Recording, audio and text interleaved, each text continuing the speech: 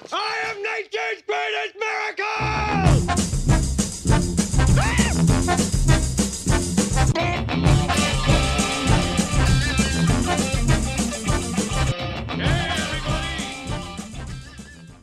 Hoy comenzaremos hablando del Renacimiento. El Renacimiento fue entre los siglos XV y XVI, ocurrió en Europa Occidental. Fue una renovación de las principales artes. También fue fruto de la difusión de las ideas del humanismo. Estas ideas determinaron una concepción del hombre y mundo. También en el Renacimiento se incorporaron antiguas creencias, surge una nueva relación con la naturaleza y se crea en el artista una formación científica que lo hace elevar de rango social.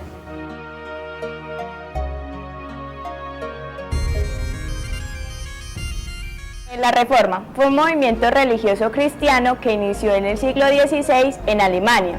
El principal autor fue Martín Lutero.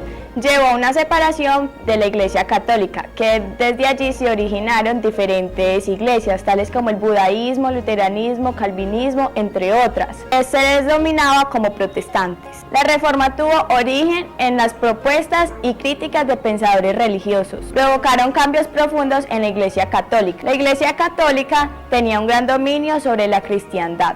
El tema más notorio eran las indulgencias, documento que exime el alma al paso del purgatorio.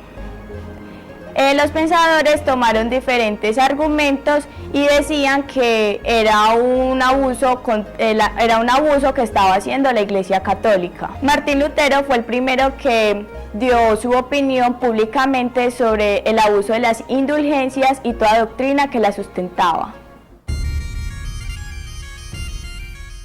Nicolás Copérnico fue un astrónomo polaco reconocido por su teoría heliocéntrica, la cual antes había sido escrita por Aristarco de Samos. Esta teoría dice que el Sol se encuentra en el centro del universo y que la Tierra en un día da una vuelta sobre su propio eje y que durante un año da una vuelta alrededor del Sol. Después de muchos años finalizó su gran trabajo sobre la teoría heliocéntrica, donde explica que no es el Sol quien gira alrededor de la Tierra, sino al contrario. Copérnico publica su trabajo en manuscrito, donde explica su teoría por medio de 6 axiomas, los cuales están bajo el título Las revoluciones de las esferas celestes. A partir de ahí, la teoría de Copérnico empezó a expandirse. También surgieron sus detractores, siendo los primeros teólogos protestantes aduciendo causas bíblicas. La Iglesia Católica puso el libro de Copérnico entre sus libros prohibidos. La obra de Copérnico sirvió para que Galileo, Brage o Kepler pusieran sus cimientos en la astronomía moderna. Ya pasando por el Renacimiento y Nicolás Copérnico, vamos a dar paso a la Revolución Científica. Esta sucedió entre mediados del siglo XV y finales del siglo XVIII. Dio paso a los nuevos estudios científicos que estimularon la invención de nuevos instrumentos de precisión y señalaron las bases de nuevos siglos de progreso tecnológico avanzado. La Revolución Científica está profundamente marcada por un espíritu renacentista, estableciendo la razón como el pilar del ser humano. Este periodo finaliza adentrándose en la era de las máquinas. Durante estos 3 siglos se construyó y se inventó como nunca antes se había hecho. Algunos de los avances más destacados de esta etapa fueron el telescopio reflector de Newton, el microscopio, la calculadora mecánica de Pascal. Voy a continuar con las características de la revolución científica. Una de ellas fue que Bacon trató de reformar la ciencia y el método científico, pero no pudo. Así que la revolución se produjo por los científicos que hoy en día conocemos. El fin de la astronomía era salvar apariencias y no el de encontrar causas ocultas para evitar escándalos.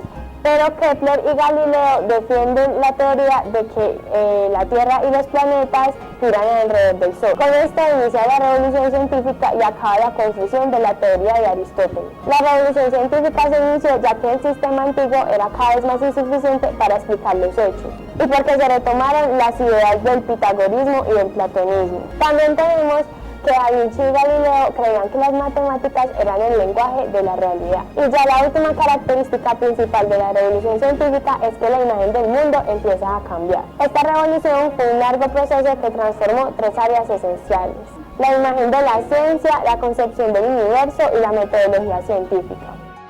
Galileo nació el 15 de febrero de 1564, murió el 8 de enero de 1642 en Florencia. Fue matemático, físico, astrónomo italiano, fue figura de la Revolución Científica y el Renacimiento. A los 10 años de edad, a Galileo sus padres lo dejaron al cuidado de un vecino que era religioso, el cual le introdujo la vida eclesiástica. Pocos años después, sus padres se enteraron que él estaba en un convento y su padre no era un hombre tan devoto y decidió sacar a su hijo y lo inscribió en la Universidad de Pisa para que estudiara medicina. A los 21 años Galileo se da cuenta que la medicina no era su verdadera vocación, sino la física, y empezó a los 25 años. Luego logró tener algunos inventos. En el campo de la mecánica, en 1609 crea su propio telescopio, donde allí ganó el primer éxito de su vida, que fue tanto el reconocimiento por toda Europa como un puesto en la Universidad de Padua. La famosa frase de Galileo es: y sin embargo se mueve. Esto se refiere al movimiento de la Tierra alrededor del Sol. Isaac Newton fue considerado como uno de los principales protagonistas de la revolución científica del siglo XVIII, pero siempre fue remiso a la publicación de sus descubrimientos. Newton coincidió con otros filósofos en el descubrimiento del cálculo integral, que contribuiría a una profunda renovación de las matemáticas. También formuló el teorema del binomio. Sus principales investigaciones se basaron en la óptima, explicando la composición de la luz blanca en el arco iris. Newton desarrolló el primer telescopio reflector, del tipo de los que utilizan actualmente los astrónomos. Más tarde, recogió su visión de esta materia en la obra óptima.